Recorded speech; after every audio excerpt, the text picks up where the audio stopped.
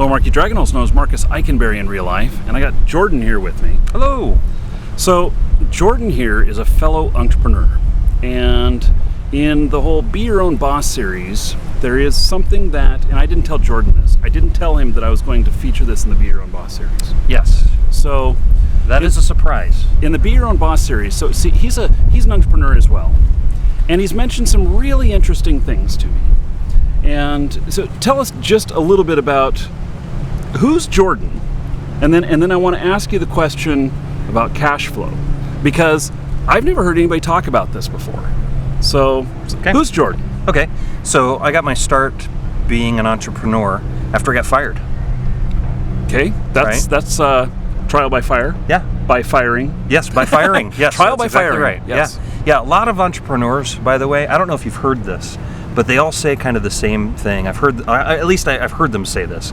I was the worst employee, You don't want me to be an employee. Well, actually, I've been fired multiple times. I was a very good employee. Like I'm like the guy that you want to be an employee. I would work hard. If you were my boss, I'd make you look good to your boss. I mean, those are kind of the rules in corporate America, right? So, you not only work hard, you don't necessarily want to just look good to your boss, but you want your boss to look good to his or her boss.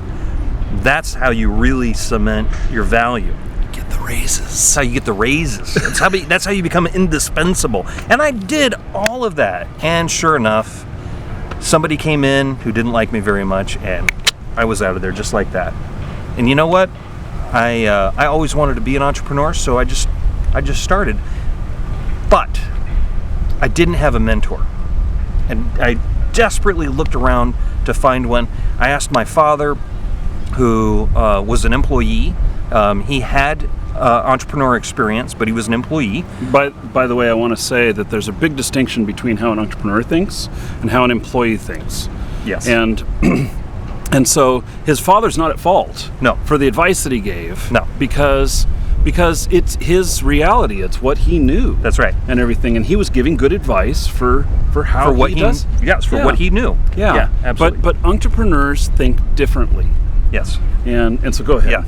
Yeah. So thanks for defining that for me, and that's why I bring it up. The reason why I bring it up in the first place is because there's such a huge shift from being an employee mentality to being an entrepreneur mentality, that when you look for advice, you got to first and foremost kind of qualify that advice with who you're talking to. Somebody who's done or who is doing. Yep. Yeah. Yeah, and by the way, to my dad's credit, he ran his own business and decided that it wasn't worth it, so he went to work for somebody else, getting paid a whole lot more. While he was working for himself, he learned some hard lessons. And one of the hard lessons that he learned was advertising is too expensive and it doesn't work, and sales are the hardest thing in the world to make. Like, there's nothing more difficult than making a sale, right? Mm-hmm. Now, that's what he learned from his experience. I've learned some different stories, and one of them actually comes from you. It's one of the things that I've really enjoyed about building the product is how much free advice I've gotten. We've been working together on a product, and we'll mention that at the end of this. We'll talk about that. Yeah. So the cool thing is I learned that advertising doesn't have to be too expensive. You don't have to have a $50,000 or $100,000 budget. You don't have to have any budget to do advertising if you do it the right way. So the really cool thing is that while my dad was absolutely right, it was right for him, I found a completely different way of thinking about it that makes it not right for me. Something else is right for me, where I can get lots of traffic and it doesn't cost me a lot of money. I can find other mentors. As much as I love my father and I cherish everything he has to say, I look for mentors now who have done what I want to do. So when I'm given the opportunity to work with this great guy, I get to ask him all the questions about YouTube and video games and marketing and all the stuff that he knows that I don't, and I get the benefit of that, and I don't have to wonder if what you're sharing with me is theory, or was it because you read it in a blog somewhere. You actually do it. Yeah. right? So that is a really, really huge part of my growth as an entrepreneur, is finding the right mentor, finding the right guy who has been there, done that. Even if it's not exactly what I want to do, if he's got experience in that area, I want to talk to that guy. And I've been very, very fortunate to talk to this guy. Marcus has been very, very instrumental in helping me understand how success as a YouTuber works. The other thing that I wish I had an entrepreneur mentor for early on is somebody to describe and define for me what cash flow really means. Yeah. So you told me this, and you're like, nobody ever talks about this, and so I'm like, okay, we got to talk about it, because cash flow. Everybody dreams.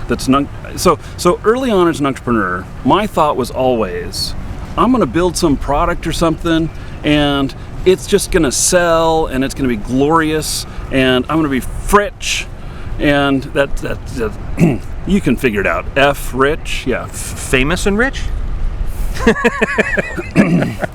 And frivolously rich. Okay. Frivolously rich. All right. And I thought to myself, that all I need is an investor. And yes. But then you started telling me about cash flow. So continue on. Tell us what cash flow is, why it's important, and then I'm going to interject at some point and tell you why that made a difference right here for me. Okay. What you said. So cash flow keeps the lights on.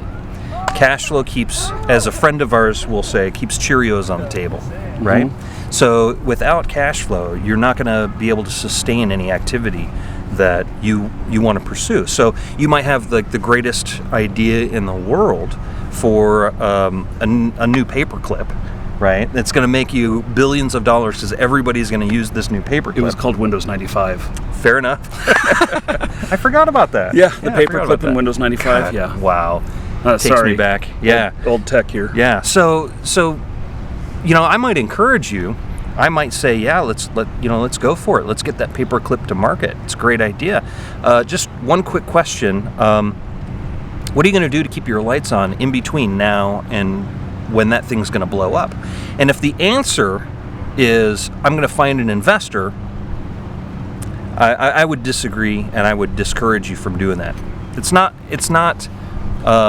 the only way of doing it. There are people who have done exactly that in the past. It's not been my experience. And once again, I would not be the mentor for you if that's what you wanted to do and you were committed to that course of action.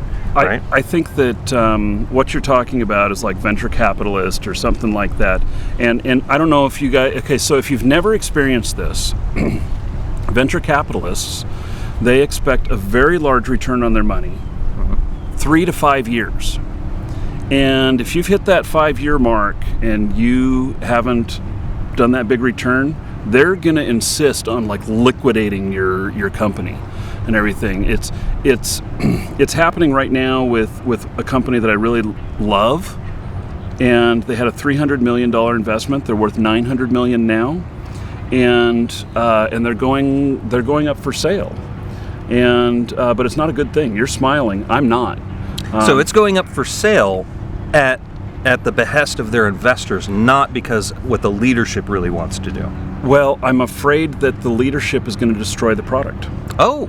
Not the current leadership. The new leadership. Oh, gotcha. If that happens. Gotcha. I worry about that, and I'm not going to mention who it is. I don't want to ruffle any feathers, but it's that type of thing that maybe that's what you're looking for as a cash out or whatnot, and I know people who have done that. Mm-hmm. I know someone who I'm not bitter about at all, who stole all of my technology and cashed out with Visa for $280 million.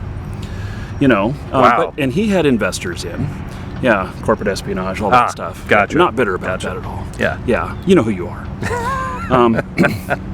And sorry, getting off track here, but so you bring up something really, really important, which I've always struggled with being an entrepreneur, is how do I pay the bills? Yep.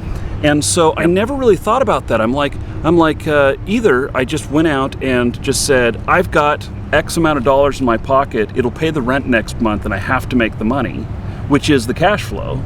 And I've done that a few times, and I actually have always done that, but at the behest of what? There was always a high price to pay for that. And on the investor side, you want to. You need a team with whatever it is you're doing, but you may not want business partners. You may want to hire your team. Yep. And I have always. I'm in my first business that really has business partner now with Alexandra in our game code sales, and that's working out.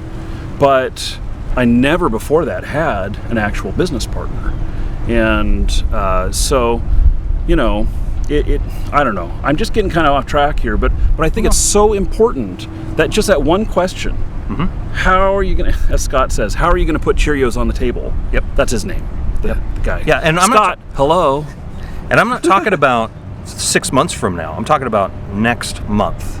What's your plan for next month? It needs to be a longer plan. Right. Well, if you picked up, okay, so I'll lift the bed sheet up a little bit. Wait, and I'll say, are you wearing clothes or I'll not? open the kimono a little bit and say, my God. I do service work when when I don't have a project, when I'm not working on a product. I'll just do service work to keep the lights on. Yeah. Right? Or, you know what I did for a long time? I had a job, and I worked my ass off nights and weekends. Counts as cash flow. Yeah. Right? Well, that paid the bills, and Yep. and it allowed me to build this thing up, and that's the whole thing that's in the Play Money book. Yep. I started doing all that back in '97, and my wife is like, "You can't quit your job and just do this," and I'm like, "But I want to," and we ended up we ended up coming to an agreement to have like 6 months worth of income sitting there. So that was the cash flow. Yeah.